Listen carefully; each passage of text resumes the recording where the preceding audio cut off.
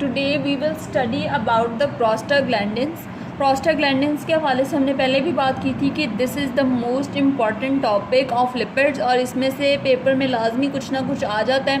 अगर ये अभी आपका SCQ नहीं आता तो आपका MCQ में आपको लाजमी पूछते हैं और ये आगे आपकी नेक्स्ट क्लासेस के हवाले से भी प्रोस्टाग्लैंडिन्स की बहुत इंपॉर्टेंस है. फिजियो में भी आप इसका जिक्र सुनते रहेंगे. सो प्रोस्टाग्लैंडिन्स जो है इसका कॉन्सेप्ट अभी से अच्छा बना लें. So today I will try my best कि आपका कॉन्सेप्ट अच्छा बन जाए प्रोस्टाग्लैंडिन्स का. अदर देन द पेपर जो आपने देना है, पेपर के हवाले से तो हमने बात करनी ही है. इसको जो इसका सारा कॉन्सेप्ट है उसको अच्छी तरह समझने की कोशिश करें. So we will start with the prostaglandins. हमें पता है कि prostaglandins belongs to the derived class of lipids. Derive class में हमने बात की थी एक स्टीरॉइड्स की, जिसको हम पहले डिस्कस कर चुके हैं. इसके अलावा वाइटामिन्स हैं जिसका कंप्लीट एक अलग टॉपिक है. और थर्ड पे आते हैं इकोसानॉइड्स या प्रोस्टाग्लैंडिन्स.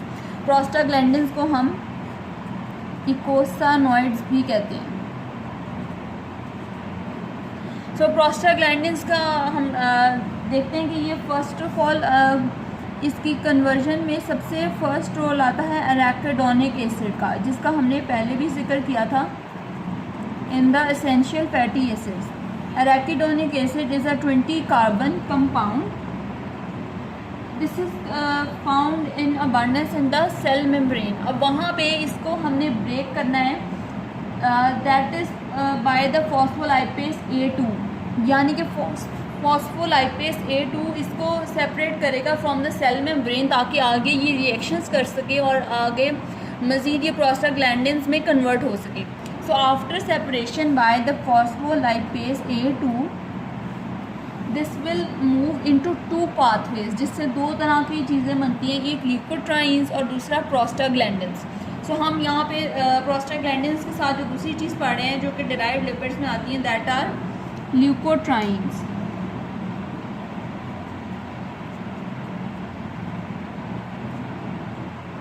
सो अब यहाँ पे हम 2 पाथवे देखते हैं कौन से. एक है साइक्लोऑक्सीजिनेस पाथवे और दूसरा है लाइपोक्सीजिनेस पाथवे.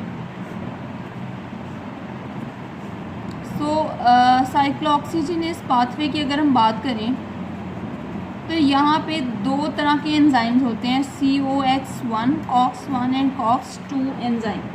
अब यहाँ हमने 2 लेदर की बात क्यों की है, because aspirin is the inhibitor of cyclooxygenase pathway, लेकिन ये सिर्फ COX1 को ही इनहिबिट करती है एंड नॉट COX2.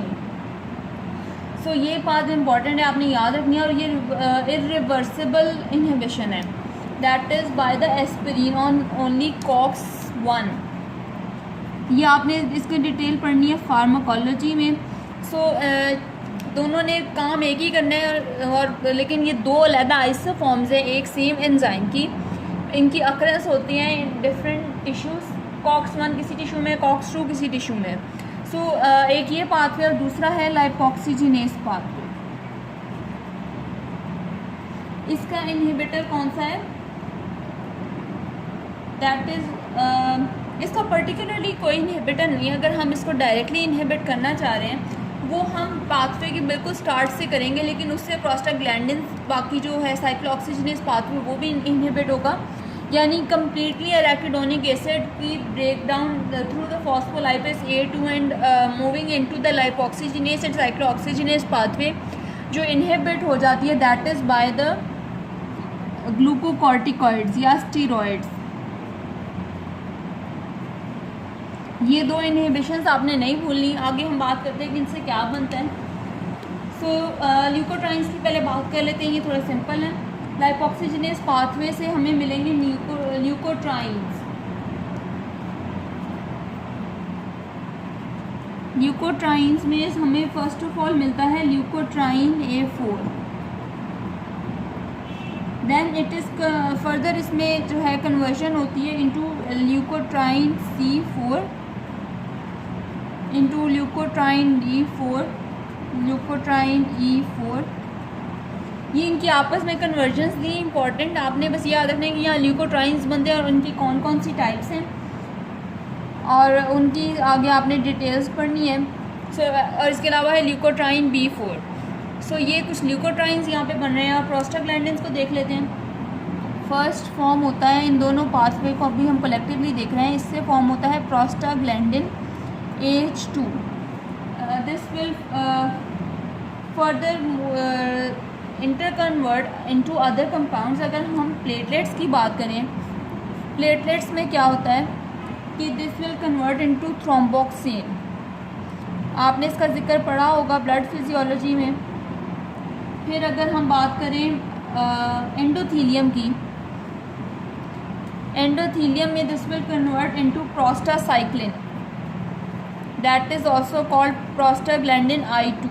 और बाकी के और लोकेशंस पे जहाँ ये प्रेजेंट है, ये तो इन दोनों के लिहाज से मखसूस हो गए, बाकी की कन्वर्जन हो जाती है into prostaglandin D2, prostaglandin E2 and prostaglandin F2। अब ये जिस तरह से मैंने यहाँ फ्लो चार्ट बनाया है, आपने इसी तरह से इसको याद रखना है। अब बारी बारी हम डिटेल्स देखेंगे इन सब की। सो ल्यूकोट्राइन A4 की अगर हम बात करें, सो ये बेसिकली प्रिकर्सर है बाकी ल्यूकोट्राइंस का, और this is present in the leukocytes, platelets and mast cell. ये LPM के लिहाज से आपने इसका याद रखना है। देन हम बात करते हैं इन सब की। ये इन सबको मैंने इकट्ठा इसलिए लिखा है बिकॉज इनका फंक्शन सिमिलर है, और ये B4 एक अलहदा चीज़ है, ये तो खैर बहुत ख़ास चीज़ है। इसको अभी हम देखते हैं। So C4, D4 and E4 means leukotrienes other than leukotriene B4, इनके क्या फंक्शन है। अब इसको हम बाद में कंपेयर भी करेंगे प्रोस्टाग्लैंडिन से। तो firstly is the contraction of smooth muscle. यहाँ सारी कॉन्स्ट्रक्शंस आ रही हैं। अगर हम देखें तो first is contraction of smooth muscle, then is bronchoconstriction, फिर इसमें आती है vasoconstriction। वो तो स्मूथ मसल की जहाँ होगी तो वहाँ पे vasoconstriction भी साथ हो जाएगी।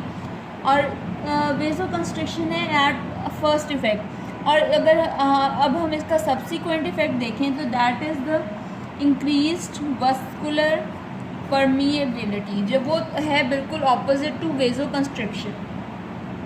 सो दिस इज़ जब हम देखें कि ब्रोंकोकंस्ट्रिक्शन का रही है, स्मूथ मसल की कॉन्ट्रैक्शन और वेजोकंस्ट्रिक्शन, ये सारे इफ़ेक्ट्स इंपॉर्टेंट हैं in the pathophysiology of asthma. So asthma के लिहाज से ल्यूकोट्राइंस आर वेरी इंपॉर्टेंट, इसलिए इसकी जब हमें अब ये बेसिक पता चल गया, उस लिहाज से हम फार्माकोलॉजी में देखेंगे कि हम इसमें कौन से ड्रग्स दे रहे हैं जो बेसिकली ज़्यादा टारगेट कर रहे हैं ल्यूकोट्राइंस को। और अब ल्यूकोट्राइन B4 की बात करते हैं। सो इसकी क्या इंपॉर्टेंस है, this is involve in inflammation. Inflammation के साथ इसका रोल है, ये बाकी का रोल था एस्थमा के साथ, इसका रोल है इन्फ्लेमेशन के साथ। This is a very important chemotactic factor, ये बात आपने नहीं भूलनी। फिर this promotes the release of lysosomal enzymes and this also promotes adhesion of white blood cells, यानी कि ये सारा रोल है in the inflammation. So it induces adhesion and activation of the leukocytes, release of lysosomal enzymes, inflammatory mediators. तो ये सारा का सारा अगर हम कलेक्टिवली कहें तो रोल इन इन्फ्लेमेशन है सारा ल्यूकोट्राइन B4 का। अब हम बात कर लेते हैं प्रोस्टाग्लैंडिन्स के हवाले से। तो फर्स्ट ऑफ ऑल हम थ्रोम्बोक्सिन को देखते हैं। थ्रोम्बोक्सिन का आपको पहले भी पता है कि प्लेटलेट से रिलेटेड है। This causes the platelet aggregation.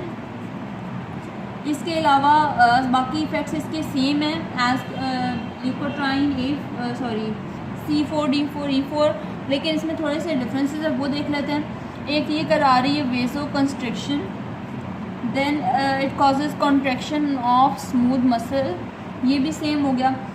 लेकिन इसकी जैसे उसमें था कि ये वेसोकंस्ट्रिक्शन शुरू में करवा रही है और बाद में वस्कुलर परमिएबिलिटी करा रही है, यानी कि वेसोडाइलेशन हो रही है, तो इसमें भी यही सेम बात आएगी कि हायर क्वांटिटीज़ में जाकर ये रिलैक्सेशन ऑफ स्मूथ मसल भी करवा देती है। फिर हम बात करते हैं प्रोस्टासाइक्लिन की, prostaglandin I2 that is related to the endothelium. So यहाँ पे ये करवाती है इनहिबिट्स द प्लेटलेट एग्रीगेशन। ये आप फंक्शन नोट कर लें कि ये किस तरह एक दूसरे के ऑपोजिट हैं इन दोनों के। Then prostaglandin E2, prostaglandin E2 अब ये बिल्कुल ऑपोजिट है to the leukotrienes and thromboxane, जिनके मिलते जुलते फंक्शंस थे।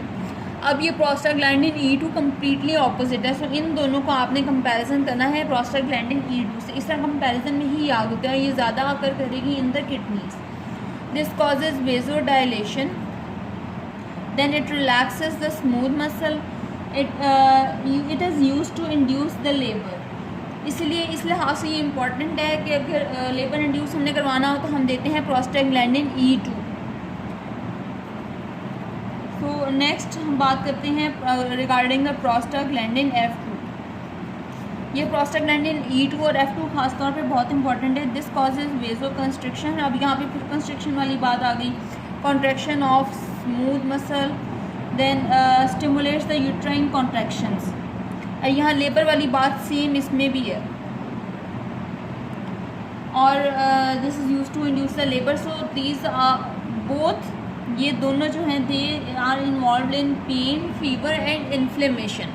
इनका इस लिहाज से रोल बहुत इंपॉर्टेंट है, और ये प्रोस्टाग्लैंडिन F2 और E2 तो ख़ास तौर पे बहुत इंपॉर्टेंट है। So this was about the prostaglandins. I hope this would have been helpful for you. Keep watching and subscribe.